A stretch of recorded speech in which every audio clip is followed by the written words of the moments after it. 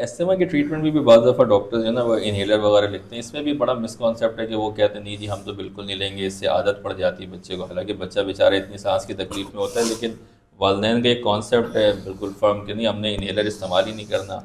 इसके हवाले से सर।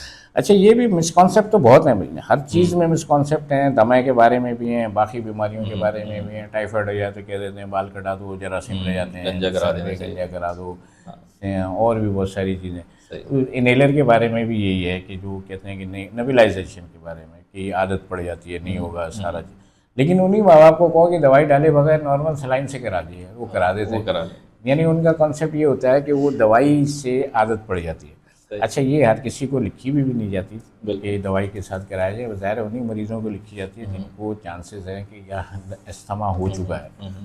तो वो उनको इस्तेमाल करनी चाहिए। नेबुलाइज से या इनहेलर से किसी किस्म की कोई आदत नहीं नहीं पड़ती। पड़ती। ये जो है ना टेक होम हाँ। मैसेज है हमारे ऑडियंस के लिए भी कि भाई नेबुलाइज से बिल्कुल बिल्कुल आदत नहीं पड़ती है। तो अगर इमरजेंसी सिचुएशन है, डॉक्टर ने आपको लिख कर दिया है, तो ज़रूर से आप उसका इस्तेमाल कर लें।